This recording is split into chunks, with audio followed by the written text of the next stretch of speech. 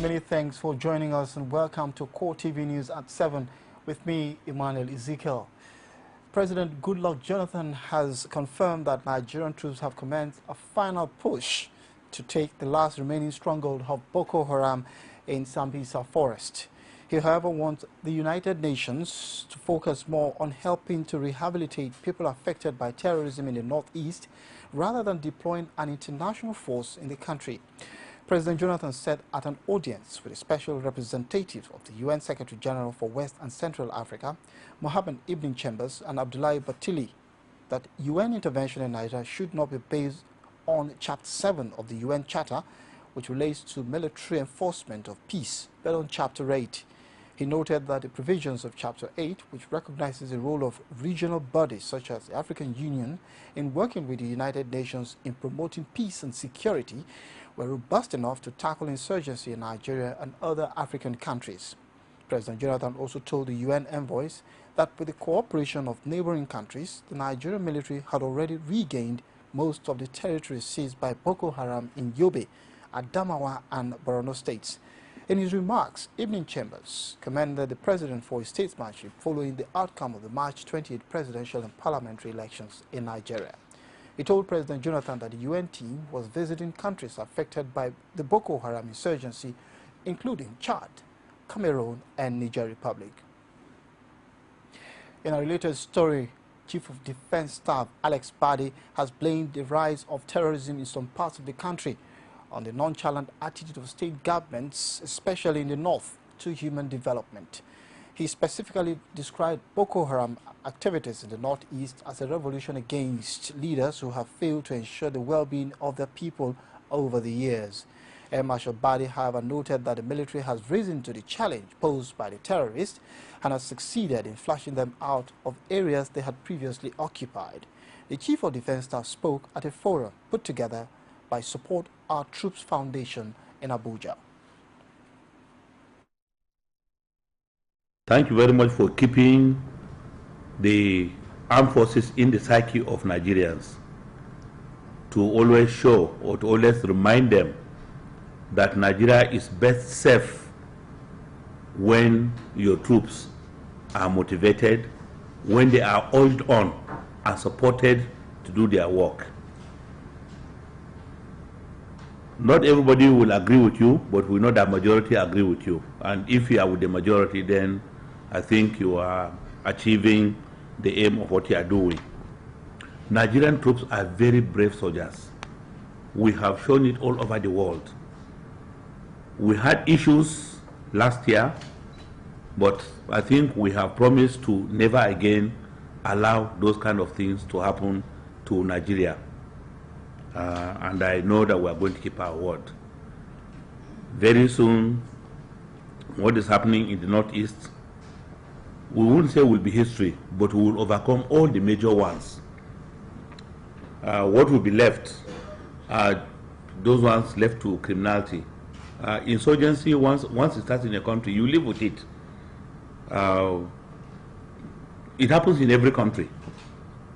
You know, domestic terrorism. In America, a young man will just carry a gun and start killing people. That's terrorism. Somebody will go and explode a bomb somewhere. That's terrorism. What more of there be? What less of Nigeria, where people are so disgruntled? All these things are caused by poverty of the mind, poverty of education, poverty of the pocket, all manners of poverty and disease. And it's like some people feel that life is not worth it. But as our democracy grows, I think our leaders, especially at the state level, will see that it is better you take care of the people, otherwise they could revolt against you. And what has happened with this Boko Haram is a kind of revolution driven by hopelessness. I like to call it hopelessness, and that's why they went the way they have gone. Because I cannot see why people would choose to die rather than to live. It must be kind of hopelessness.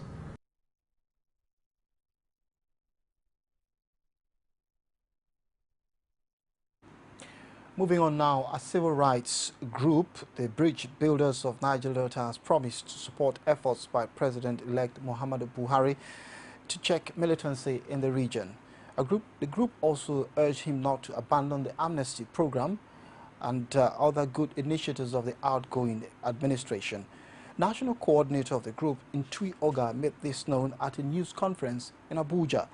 The group also commended President Goodluck Jonathan for conceding defeat even before the final results of the just concluded presidential election the amnesty, were announced. you know, this is a program that has come to stay, that the militants have all left their camps, dropped their arms, and they have taken some of them for trainings, and some of them are still there in training. The coming administration will always work with this as he assumes office. It will look at the amnesty in particular. Then what is good for it to sustain the militants that have already dropped their arms? It will always try to do something more better. General Muhammadu Buhari is the president-elect of Nigeria. He's not the president-elect of a particular state in Nigeria.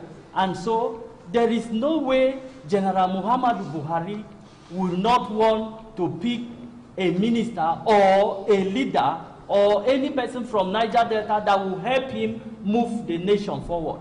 And if we listen to his acceptance speech when he collected his certificate of return, he said he's stretching his arm to all the people of Nigeria to come together and work with him and see how he can move forward.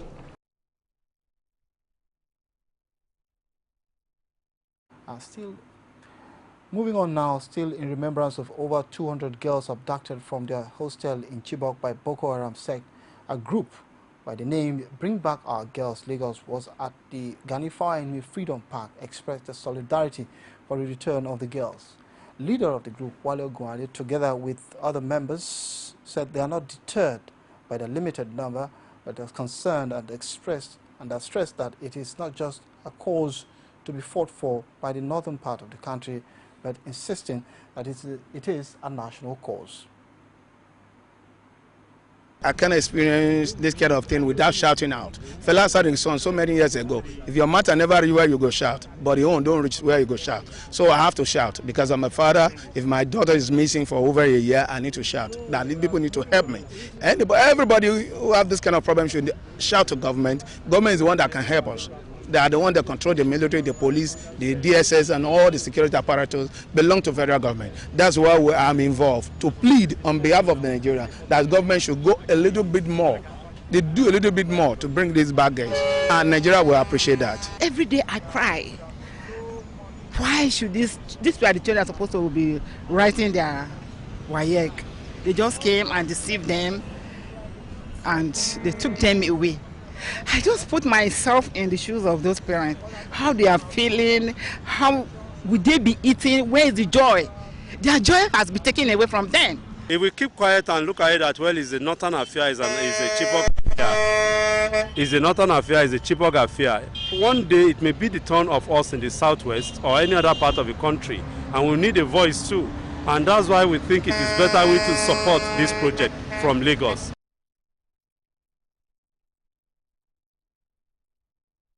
Moving on now, ECOWAS heads of state and government are demanding an urgent national plan of action from the South African President Jacob Zuma to stop the increasing wave of xenophobic attacks in his country. The West African leader said in a statement signed by the chairman and Ghanaian President John Mahama that attacks are becoming barbaric and criminal.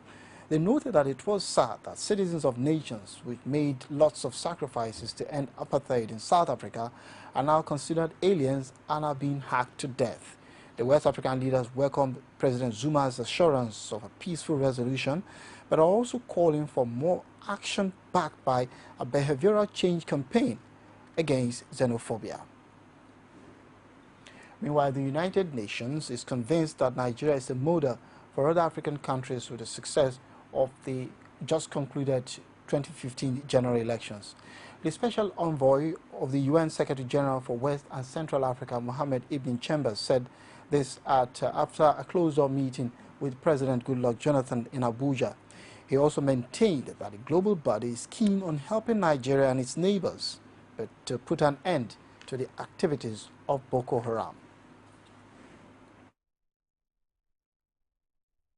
We have come first and foremost to convey to Mr. President the personal best wishes of His Excellency Ban Ki-moon, Secretary General of the United Nations, who has come to have a personal admiration for President Goodluck Jonathan for the exemplary leadership we have seen, particularly with regard to the conduct of elections, that during his tenure, he has been able to work to deliver 2 credible, peaceful, transparent elections for Nigeria. The second one, these presidential elections that just ended, have been truly a model for Africa. And I myself, as you know, I've always said that this year will be a year of elections in West Africa. And to have started on such a bright note with Nigeria, giving us a model of what peaceful and credible elections are, is very reassuring for the UN system, and we are hoping that other West African countries which will be holding elections will learn from the good example of Nigeria. Secondly, we have come to discuss with Mr. President the fight against Boko Haram. Boko Haram terrorism is a menace to both West Africa and to Central Africa. And that's why this joint mission of the representatives of UN in Central and West Africa, to see how the countries of Western and Central Africa can better coordinate their efforts to bring an end to Boko Haram terrorism. And in this regard, we commended Mr. President for the achievements that we have seen in this fight against Boko Haram. Mr. President and his government promised that Boko Haram would not be allowed to disrupt the elections, and indeed that was the case. Both the federal level and state level elections were held without Boko Haram being able to interrupt these elections in any way. And on the ground, we've seen that practically all the local government areas have been liberated from Boko Haram terrorism, and their presence is no longer felt in most parts of the Northeast. It's time to go for a quick break. When we return, the same UN team that visited President Jonathan also visited President-elect Muhammadu Buhari, as well as a new administration to come into the Nigeria Union of Journalists. Join us shortly. From time immemorial, women have birthed life, shaped character, and by extension, influenced the society. Moremi of Ife, Emotan of Benin, Queen Aminat of Zaria, all women of influence and power. Whether it's before election, after election. How ironical. Women being so powerful, yet have few grounds in decision making. They see you as a wife, and I see you as a wife to a man. We are talking women in politics. A woman will be bold enough to stand up and say, I want to become president of Nigeria. Only on CoreTV News.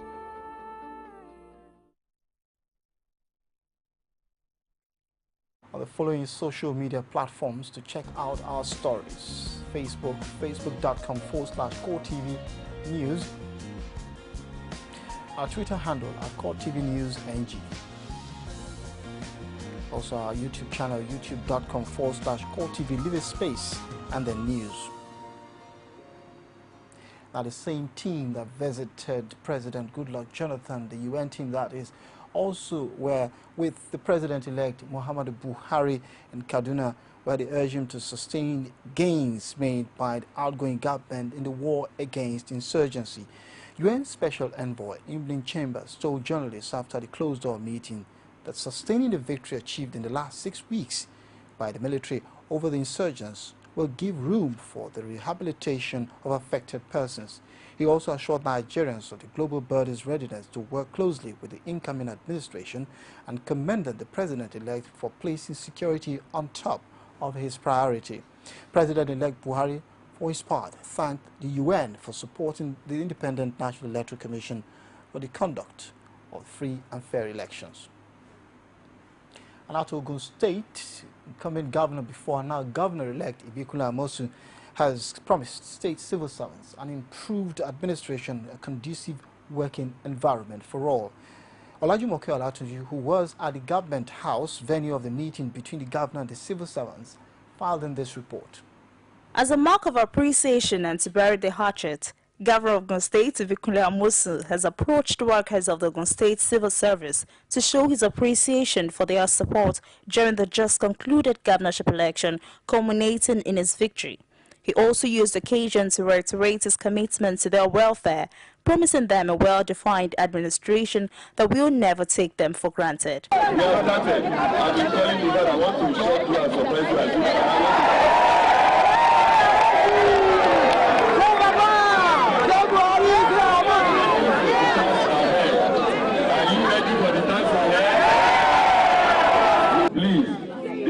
Government, what did I say? Don't let anybody come between us. I will not allow it. If workers are improved, they find their opportunities. But this is now the time that our workers will know that thank God, so this can happen to us. The Deputy Governor, Yetunde Ononuga, who also spoke at the meeting, solicited for the support of all as the new administration kicks off in less than 2 months from now. And as His Excellency has said, I was once a civil servant. I served 31 years in Lagos State. I am part of you. Once a civil servant, so I know that we are going to work together this second term. We are going to cooperate with this government once again, and we are going to enjoy the dividends of democracy. With this new relationship between Amosu and the civil servants, the workers seems hopeful and enthusiastic that a new dawn is indeed here for them. Olajumoke Olatunji, CoreTV News, Abeokuta. Moving on now, the Nigeria Union of Journalists has inaugurated a 7-man electoral committee to oversee a peaceful transition to another administration. NUJ President Mohammed Garba inaugurated the committee on Friday at the Union Secretariat in Abuja. He charged members not to be partisan and reminded them of the danger of officiating an election that is fraught with irregularities. Agreed at the National Executive Council meeting that we should go for an election between 24th to 27th of June 2015. And we carefully selected amongst our members 7-member committee that will be responsible in the conduct of this election. And it is part of my own responsibility to formally inaugurate them, which I did. And I told them they should be neutral. They should be fair to everybody. They should not side with any candidate. And we gave them all the terms of reference, but the principal term of reference is for them to ensure that we have a credible election. And I raised a very serious issues that the politicians have now posed a serious challenge to the media and the civil society. The media and the civil society have been very, very critical, if you look at it, in criticizing how elections were conducted. And fortunately, we were able to get it right in 2015. The electoral body empire was able to conduct an election that is credible, an election that is free and fair, an election that is generally accepted by a majority of Nigerians and even the international community. So it is now a challenge to us who are really criticizing how elections were conducted. It is therefore necessary for me to appeal to the electoral body in NUJ to ensure that we conduct an election that is even better than the one that was conducted by Jiga. Our next story is on a group calling for pro-life, saving of lives, where speaking against abortion, political killing, artificial killing and maltreatment of the human race. A group of pro-life campaigners, the state capital of Oyo, have challenged the Nigerian government to wake up to their responsibilities of protecting the continuous existence of humans, as well as sustain a qualitative life for all. Our correspondent, Omotayo Alo, was at the event and filed in this report. Life, they say, has no duplicate. Little wonder these leaders of a pro-life group have taken seriously the propagation of life-supportive messages in the bid to curtail the scores of unnatural deaths being recorded in the country on a daily basis. The culture of death is growing. We are copying the Western world too much. We are just copying blindly. They are using bombs, we must use bombs. They have small guns in their pockets, we want to use guns in their pockets. When they are fighting, the first things they shoot each other. We are getting to that. Why do we have to copy the Western world on bad things? When we have our own way of life, we have our culture. Why don't we beef up our own culture? Culture of respect, culture of community, culture of sharing. All those who think that it's okay to kill a baby in the womb or kill someone else, we just ask them, how about you? Is it okay to kill you? How about before you were born? If somebody decided to kill you, how would you feel about that? After a 3-day extensive training with Christians and non-Christians delegates from both within and outside the shores of the country, these participants from Ilorin, Ekiti and Oyo respectively share the importance of value for human lives. Abstinence is for a limited time, celibacy is for a group of people, but chastity is for all. So that is what it is, should be more of importance, that you just do away with all this, then there won't be any need for you to abort if you are a chaste person. Life is sacred. God gives life.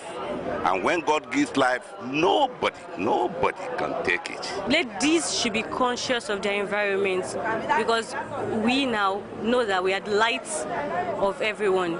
So we should be able to carry it out and allow everybody to enjoy from it. Muscle as the nation marks 1 year of the abducted Chibok girls in captivity of insurgent group.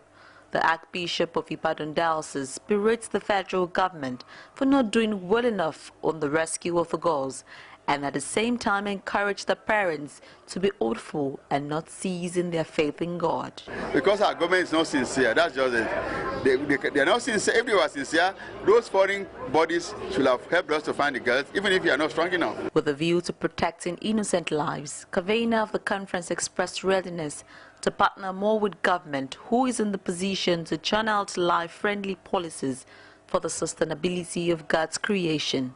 Omotayo Alo, CoreTV News, Ibadan. Before we close the news at 7, a federal high court in Lagos has suspended the enforcement of a judgment which stopped the state government from imposing movement restrictions on citizens during the monthly sanitation exercise in the state. By implication, anyone found moving between 7 and 10 a.m. on the last Saturday of the month, either on the state or federal roads in Lagos, while the sanitation exercise is being observed, will be liable to arrest. The fresh order made by Justice Mohammed Idris on Friday put on hold the enforcement of March 16, 2015 judgment nullifying the power of Lagos State and its agents to arrest anyone found moving during the sanitation exercise. According to the judge, the March 16 judgment would not be enforced until the outcome of the appeal filed by Lagos State challenging the judgment. Justice Idris, however, ordered the state to compile records of proceedings within 90 days, of otherwise the execution will be avoided. And that's our last take on the news at 7. Many thanks for watching. Our flagship news, our primetime news rather, will come up at 9:45. In the meantime, in the next half hour will be the reporters. My name is Emmanuel Ezekiel, and thank you for watching.